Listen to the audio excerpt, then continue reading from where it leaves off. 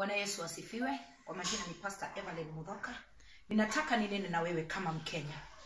Mimi kama Pastor Evaline Muthoka napenda nchi yangu na napenda taifa langu la Kenya. Imefika wakati ninene pamoja na wewe katika kitabu cha Zaburi 37 mstari wa kwanza. Inasema hivi mpaka mstari wa 3.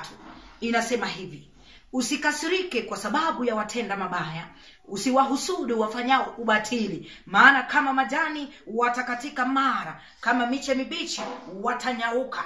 Verse 3 inasema, mtumaini Bwana ukatende mema, ukae katika nchi na upendezwe na uaminifu, nawe utajifurahisha kwa Bwana, naye atakupa haja ya moyo wako wote. Bwana Yesu asifiwe. Tukirudi katika kitabu cha Mathayo mstari wa 7:33 inasema hivi, na nena na wewe Mkenya, inasema, basi tafuteni kwanza ufalme wake na haki yake, na hayo yote mtazidishiwa. Ninataka ninene na wewe kama Mkenya. Hivi nilivyo ninakuonyesha ya kwamba mimi ni Mkenya halisi. Nimevaa nguo ambayo inaonyesha ya kwamba amani. Nguo nyeupe inaonyesha ya kwamba tunahitaji amani katika taifa letu. Hii kala unaona hapa ni bendera yetu ya Kenya. Na kwa sababu kama mimi ni mchungaji na vile Kenya yetu inaendelea sasa hivi, tunahitaji amani kama wa Kenya. Na sisi wenyewe ndio tunaweza leta amani. Wengi wananena mambo tofauti tofauti, lakini Biblia yangu inaniambia vile nimesoma ya kwamba usikasirike kwa sababu ya watenda mabaya, usiwahusudu wafanyao ubatili.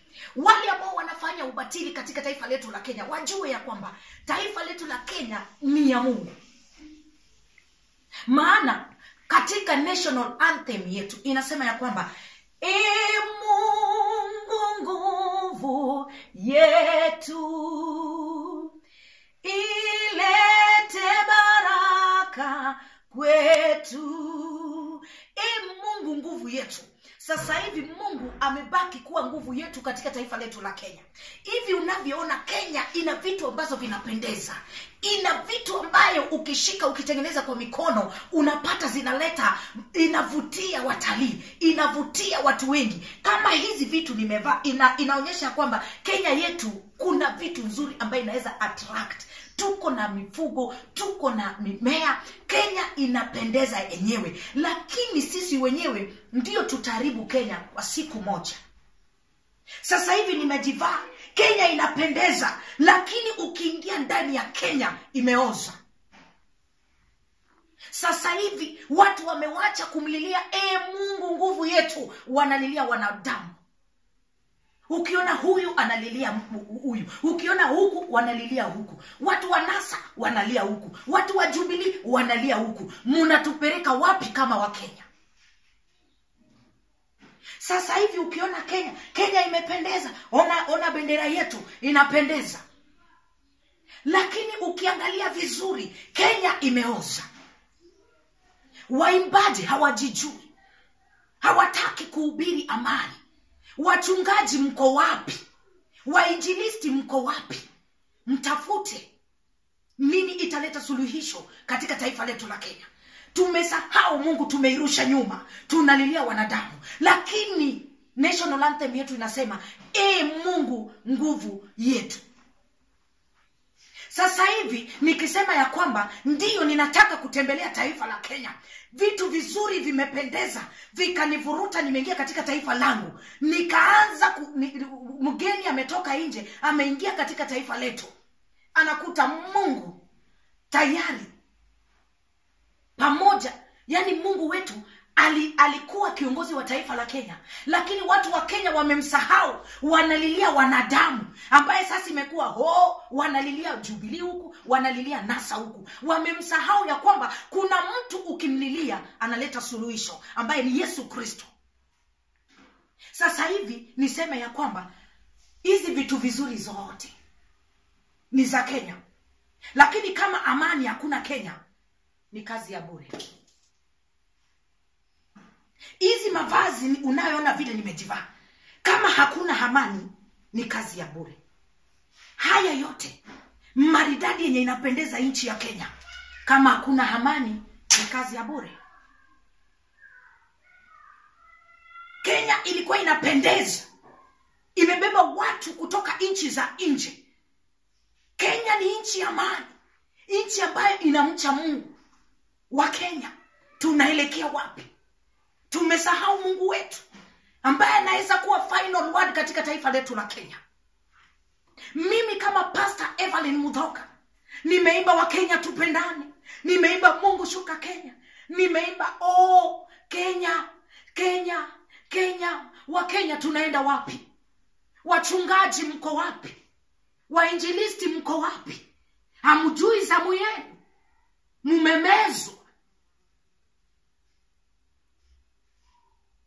Sasa hivi Kenya inapendeza ukisikia sauti yake ya nje, lakini ukikuja ndani imeoza.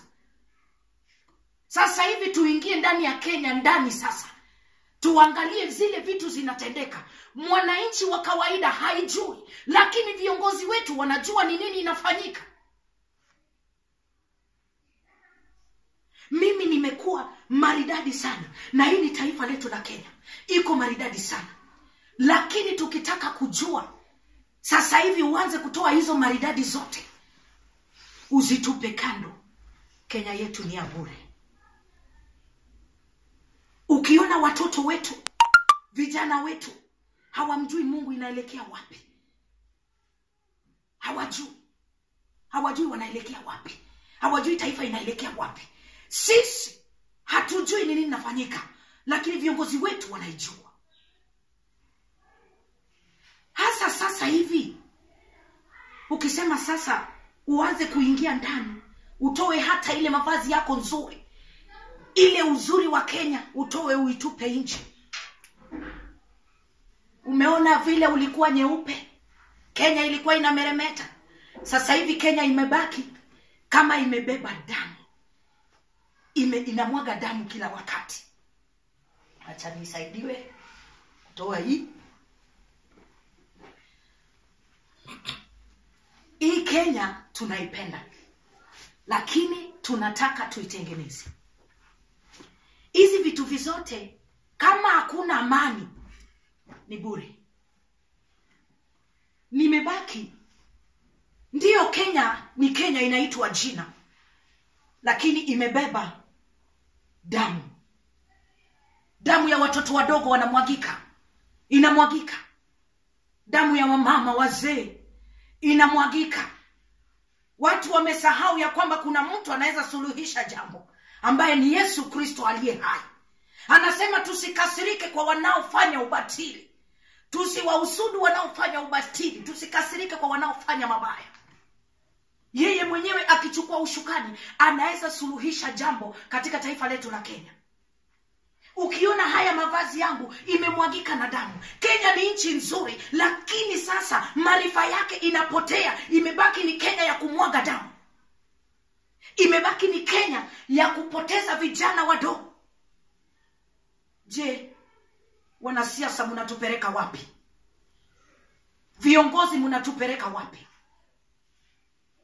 Tunahitaji amani katika taifa letu.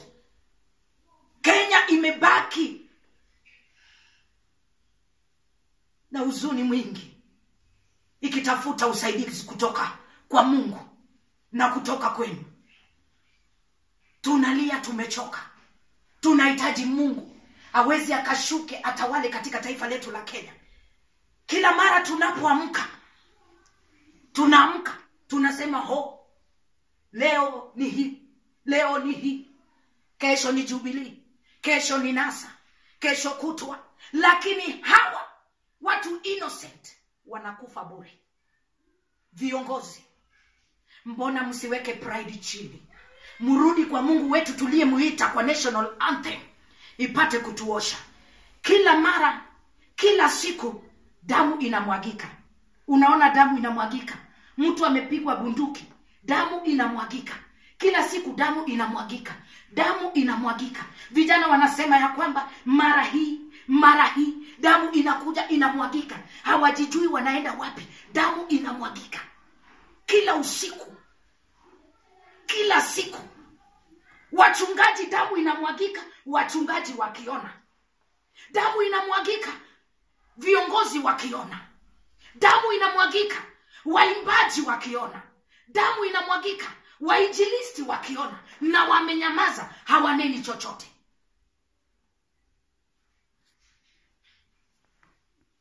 Uzuri wa Kenya ikaisha. Kenya imebaki ni ya kilio. Kenya imebaki ni ya machozi na damu. Kenya imebaki ni ya kuomboleza. Sasa hivi watu wamechanganyikiwa, hawajui waelekee wapi, maana wanaona ya kwamba ni mwisho wao. Ninaongea na rais wetu pamoja na kiongozi wetu Raila Odinga. Mnatupeleka wapi? Mbona tumuite Mungu ashuke atupatie mwelekeo? Sasa hivi ukiona vile Kenya imebaki, imekuwa na damu, watu wamekuwa na majeraha. Hii majeraha imekuwa uchungu sana, mpaka inauma watu. Wale ambao watoto wao wamekufa wanaomboleza.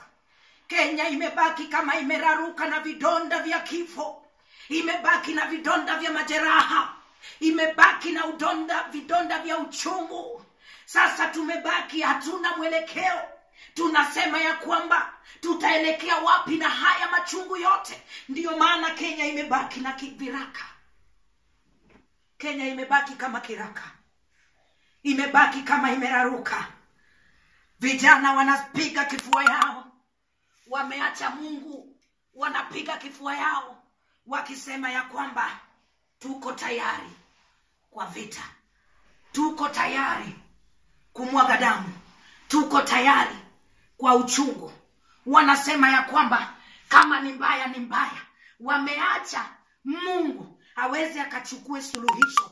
Wanasema kama ni mbaya ni mbaya.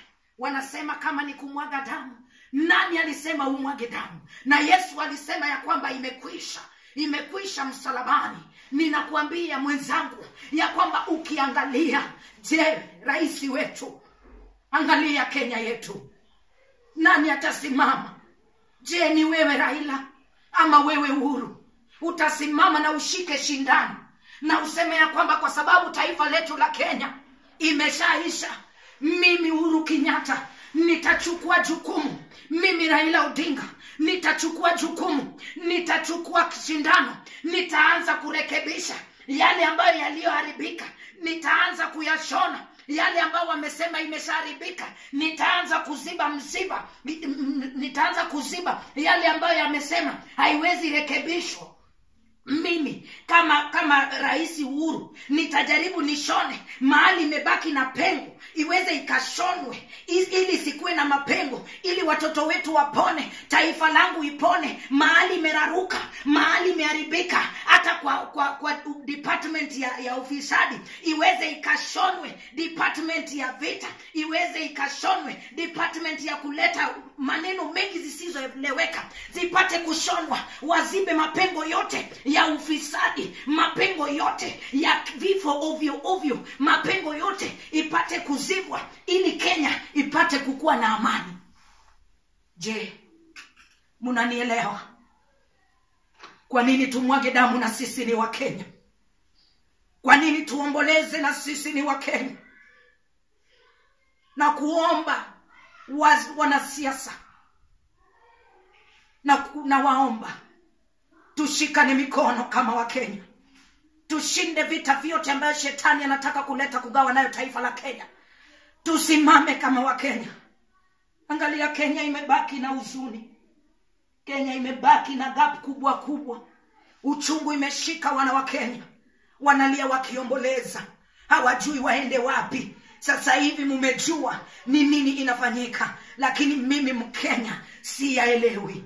Nawaambia ya kwamba tengenezeni njia yenu, kama wakati ni sasa wa kutengeneza na kuunganisha wa Kenya, turudi tukue kama Kenya ya zamani.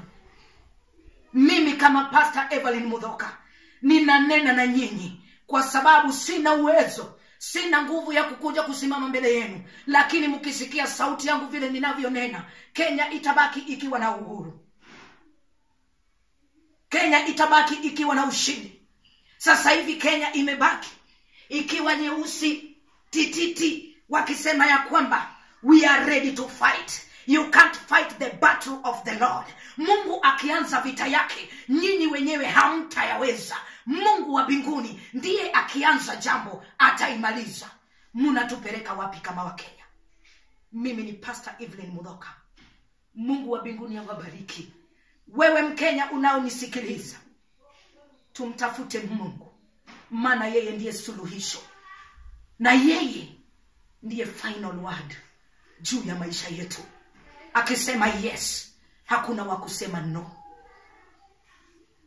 Akianza kazi, hakuna yule atakayeweza kuzuia, bali Yesu Kristo ataweza kukomboa taifa letu la Kenya.